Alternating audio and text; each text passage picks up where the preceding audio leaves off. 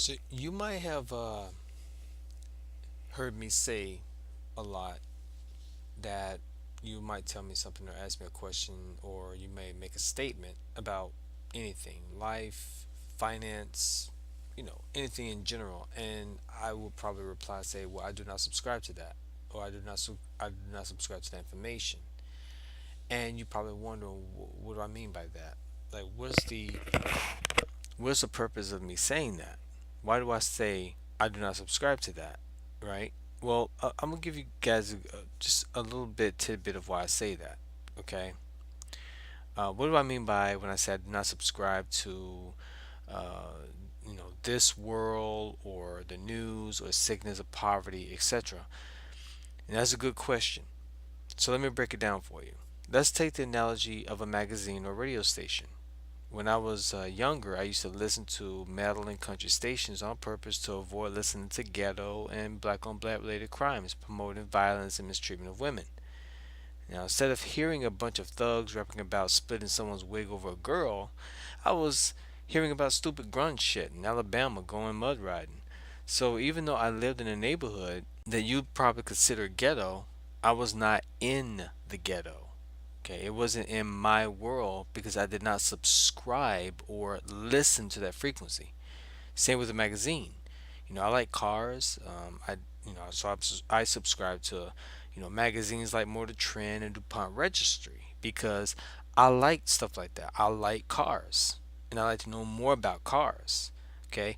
Now I prefer not to read about celebrities, so I do not subscribe to People, nor do I care about mass produced financial advice that majority of people get, so I don't subscribe to, certain financial magazines.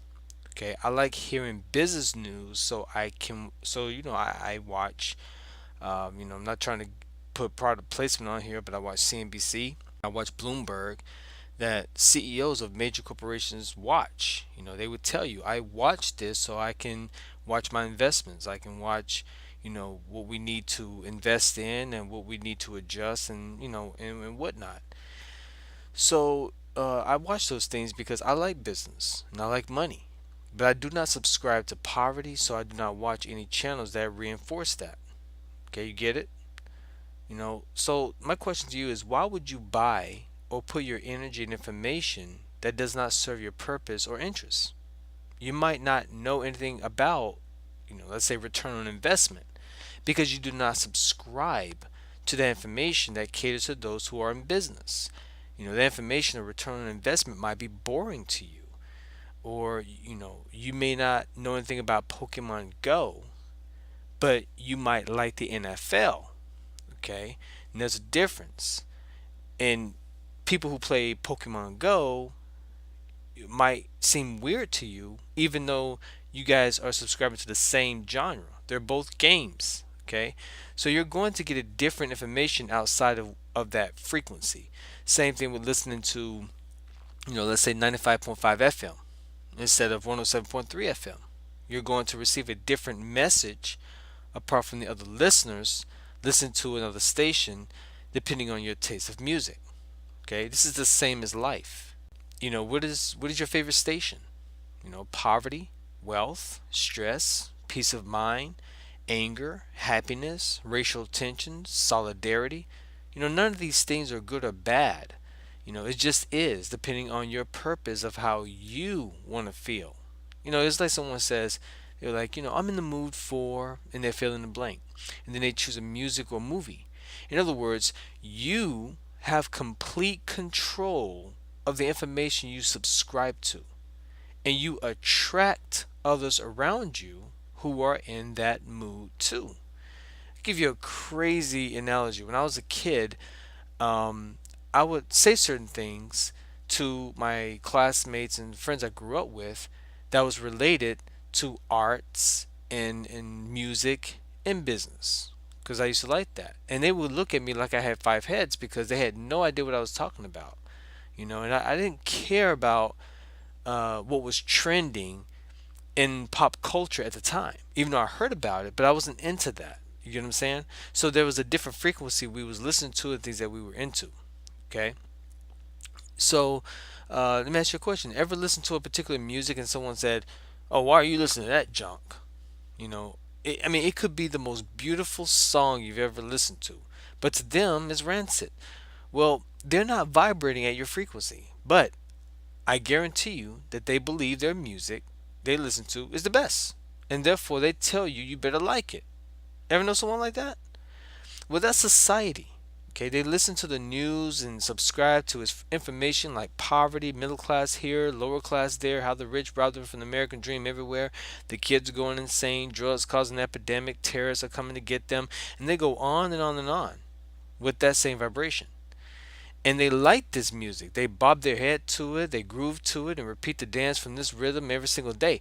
They feel, they know, they believe the world is going to hell in a handbasket, even if it does contradict what they keep saying they believe in.